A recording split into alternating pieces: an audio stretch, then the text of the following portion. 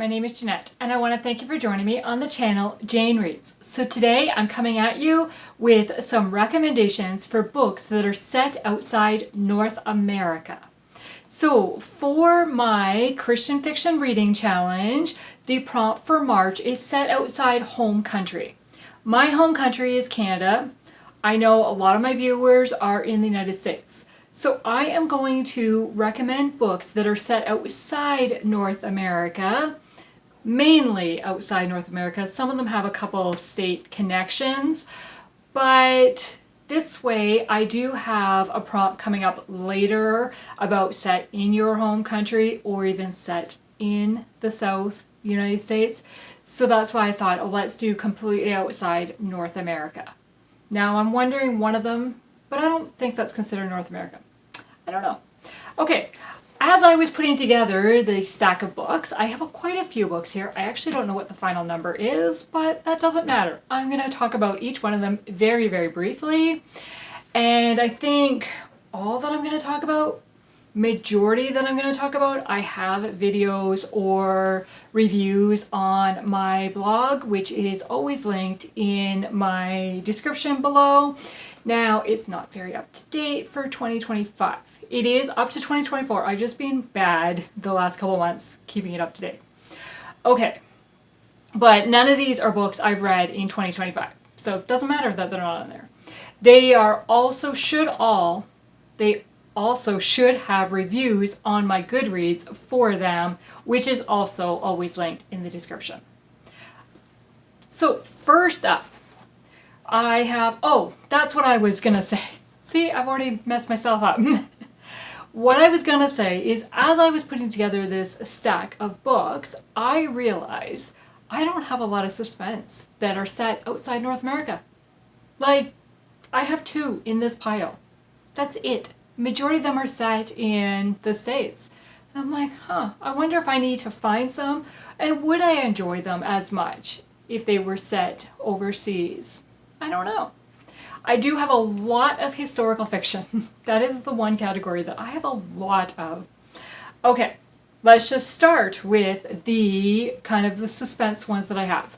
The first one is A Distant Shore by Kingsbury. Majority of this is set in Belize. It does kind of carry over into Texas I think it's Texas, near the end, but majority of it is set in Belize. This is dealing with somebody that's stuck in human trafficking and somebody that's trying to rescue those that are stuck in human trafficking. I really enjoyed this book. There was a couple parts that I was like, I'm not really sure.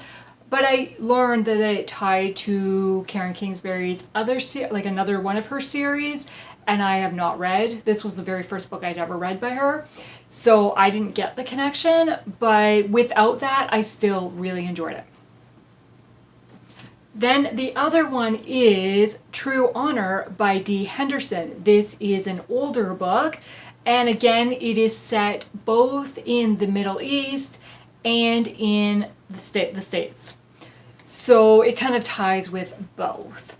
We are following Gracie and Bruce, who are both in the military and both stationed in 2 different places. So they are writing letters back and forth to each other, and then they do see each other in person as well. And so I really enjoyed especially the letter side of it. Okay, then we have contemporary romance. So the ones I do not own are the McDonald Family series. Book 1 is 5 Days in Skye, which is set in Scotland. Book 2 is London Tides, which is set in London, England. And then book 3 is Under Scottish Skies, which is set in Scotland. Again. And this is a contemporary romance series. You're following 3 siblings. I have been told I loved 5 Days in Skye. The other 2 are not my favorites, but I still really enjoyed them and picking up with the family members that we had met. I have been told that 5 Days in Skye is a very instant love story. Yes, I mean, it's 5 days this stuff happens, so it's a little unrealistic, but it's still really enjoyable. Okay, then the other book, nope, I was going to say the other book I don't own, but that's not right now. Okay, Then we have The Esther Paradigm by Sarah Monzon. This is mainly set somewhere in Africa. I'm not sure on the exact country. It is a marriage of convenience story with a missionary child and a tribe leader. It has been quite a few years since I read this. I read this as an advanced reader copy when it first released. I want to say 2018. Yes, 2018. And it is on my reread list for this year. So I'm hoping to kind of refresh myself with this story, but I remember really enjoying it. Then we have The Joy of Falling by Lindsay Harrel. This one mainly takes place in New Zealand. And we are following two ladies, and one of them has children, who both of the women have lost their husbands. They're from the United States. They travel to New Zealand to take part in a marathon race. And again, it's been a number of years since I read it, but I remember really enjoying it. And again, it's another one I hope to reread this year. Then we have The Secrets of Paper and Ink by Lindsay Harrel. This one, again, starts in the United States, but then goes to Cornwall, England, I want to say. Goes to England for sure. Yes, Cornwall. And what is the main character? Sophia arrives at the bookstore in England where she is going to be staying in the apartment above the bookstore, makes friends with the bookstore owner. They discover a journal and they are reading the journal entries from the past. And it's just, I love the friendship that develops between Sophia and Ginny, the bookstore owner. And then there is a romance that happens throughout as well.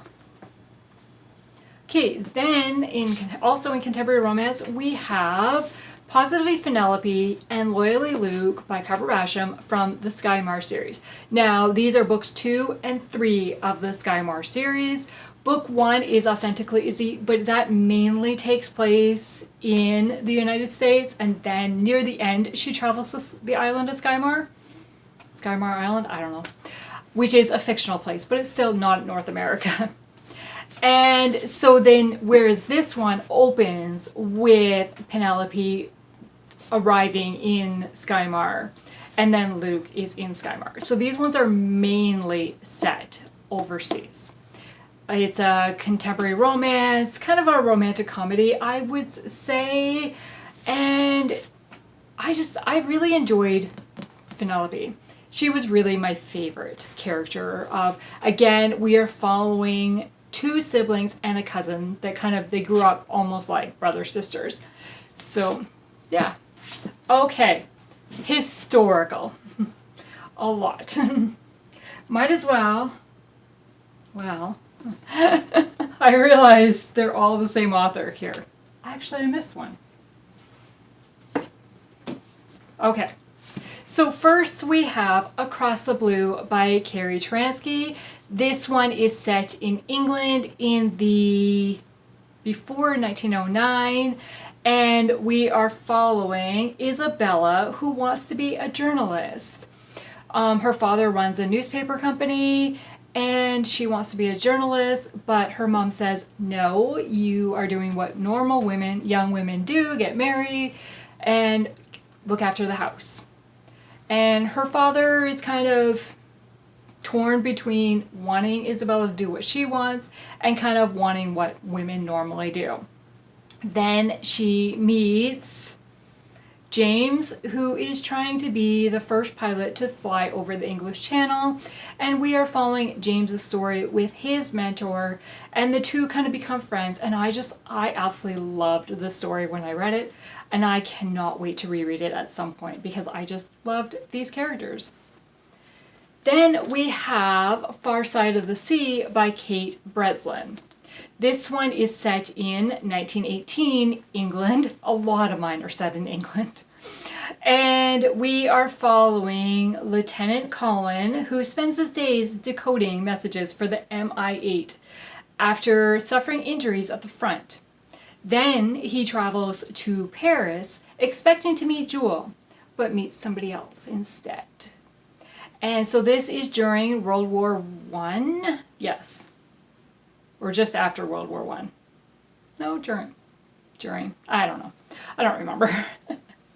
And so, but he is working for the MI8, and then the woman is also, and it's like, who can they trust? Can they trust who they think they can trust, or only each other, or what is going on? I was really invested in these characters and the relationship between these characters. I just really, really enjoyed. Another Kate Breslin book is High as the Heavens. This one, again, I think is set in the same time period. And I'm blanking on where it's set. A British nurse trapped in German-occupied Brussels. And so we are following her in her nursing, trying to help people that she comes in contact with. She meets a male soldier and is trying to help him. And I loved the relationship again in this one, and the way, the strength of the characters to kind of get through the challenging time they're at. Okay, now the last author with all the books. Apparently she likes to set her books overseas, which is fine by me because I really enjoy them. She writes a lot of World War II. I think these are all World War II based. Yes. Can you guess who I'm talking about? I don't know. Okay, this was going to give it away, and I'm just starting at the top of this pile. They're not in any particular order other than the series is together. Okay, so we have Until Leaves Fall in Paris by Sarah Sundin. So, set in Paris, we are following Lucy? I was so close! We are following Lucy, who is taken over running a bookstore for some friends who have left the country. Lucy is American, but she's in Paris. And she starts to become part of the, what's it called? Why is it just escaped me? The Resistance group, and she ends up meeting Paul through that, who is also American, serving in France, or living in France and running a factory. And he's trying to follow what he's being told to do, but maybe not. He's not doing everything he's supposed to do, and I just really loved these characters. Okay, then we have When Twilight Breaks, which is set in Germany. Yes. Am I? Munich, Germany. That's Germany. Yes, so we are following Peter and Evelyn. Evelyn is a journalist in a man's profession and trying to make her way. Peter is a professor and not really sure what to think of Evelyn, and can they trust each other? Can they work together? Then we've got The Sound of Light, also, again, by Sarah Sundin. All these books are by Sarah Sundin. And this one is set in Copenhagen. We are following Henrik and Elise.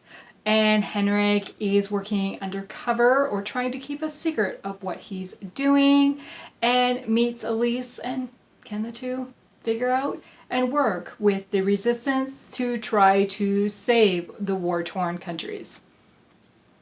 Then we have Embers in the London Sky. This one starts out in Germany, I think. I'm pretty sure. Starts out in the Netherlands. And then travels to London, England. And the main character, what's her name? Oh, Alida, I think. Alida is how you pronounce it. And she has been separated from her son, and she is trying to find her son in London. And it's war-torn country. Children are being sent away. Her husband gave her son to somebody to look after, and she has absolutely no idea. And we are just following the pain of this mother trying to find her son. Can she? And then we have the Sunrise and Normandy series. Book 1 is The Sea Before Us. Book 2 is The Sky Above Us. And Book 3 is The Land Beneath Us. So this one, again, starts in the United States, but each one of the brothers, so it's 3 brothers, each male character is the main lead of each book, and they are serving in different areas of the military during World War II, and it is focusing on their time in the service. So the Sea Before Us is Wyatt, who is preparing for D-Day. He arrives in London and then has to travel to the Normandy beaches. We are following Adler in The Sky Above Us, who is a pilot who, again, starts in England and then ends up flying into France.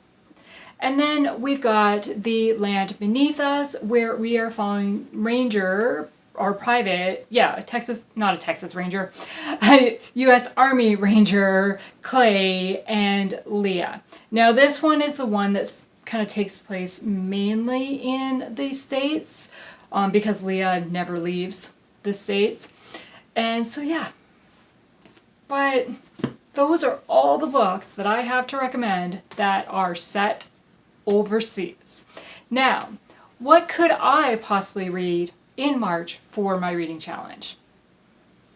Now, the first 3 books are part of my 25 and 25, so they're kind of the priority ones. Most likely I'll read one of them, but then I have 3 other options as well. The first one is The Foxhole Victory Tour by Amy Lynn Green. My understanding is this one mainly takes place overseas. I'm not 100% sure on that, but she's part of the USO tour group that goes to Africa. I want to say, I don't have the book physically, and I meant to look up the description and I completely forgot, but that's a possibility. Then we have The Murder at Mikao by Juliana Deering. This is book 3 of the Drew Farthering series, and it is a mystery series set in the 1930s, I want to say, in England. And book 3 is the next one I have to read. So we pick up again with Drew and his 2 friends, Madeline and... what's the other? There's a guy friend. Drew, Madeline, Nick. Thank you. Okay. Or we have As Dawn Breaks by Kate Breslin. This one is set in the Great War in 1918 England. And we've got mutations worker Rosalind Graham is desperate to escape the arranged marriage being forced on her by her ruthless guardian. When the Chilwell factory explodes, killing hundreds of unidentified workers, Rose realizes the world believes she perished in the disaster. Seizing the chance to escape, she risks all and assumes a new identity, taking a supervisor position in Gretna, Scotland, as Miss Tilly Lockhart. RAF Captain Alex is returning home to Gretna on a secret mission to uncover the saboteur suspected at the Chilwell explosion, as Gretna's factory is likely next. Fearing for his family's safety, he's also haunted by guilt after failing to protect his brother. Alex is surprised to discover a young woman, Miss Lockhart, renting his boyhood room, but the two eventually bond over their mutual affection for his family, until Alex receives orders to surveil her. So really, it doesn't even take place, it starts in England, but then goes to Scotland. Okay, then we've got The Governess of Highland Hall by Carrie Turansky. I just really want to read more by Carrie Turansky because I really loved the books I've read by her so far. And this one is A Missionary Julia loves working alongside her parents, ministering and caring for young girls in India. But when the family must return to England due to illness, she readily accepts the burden for her parents' financial support. Taking on a job at Highland Hall as governess, she quickly finds that teaching her 4 privileged, ill-mannered charges at a grand estate is more challenging than expected, and she isn't sure what to make of their estate's preoccupied master, Sir William Ramsay. Okay, then we have Line by Line by Juliana Deering. This is book 1 of Love Along the Wires series, and I'm pretty sure it's set in England. And it says, since she was young, Alice McNeil has seen a career as a telegrapher as the best use of her keen and curious mind. Years later, she doesn't regret her freedom in foregoing marriage, especially when she acquires a coveted position at an important trading firm. But when the company's ambitious junior director returns to London, things begin to change in ways Alice could never imagine. And then the last one is In Search of a Prince by Tony Shiloh. Again, I'm understanding that this one starts in the States and then travels to Africa. I don't really know much about this other than it's being compared to The Princess Diaries because the main character, I don't even know what her name is, Brielle, has discovered that she is a to-be princess or long-lost princess or has royal relations.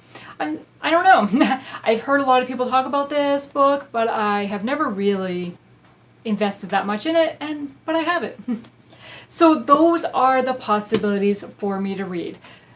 Have you read any of my possibilities? And is there one that should move up to the list that I should prioritize? I would love to chat in the comments below. And if you have any suggestions of your favorite books that are set outside North America, also leave those in the comments. Thank you for taking the time to watch this video today, and I hope you have a great day. Bye.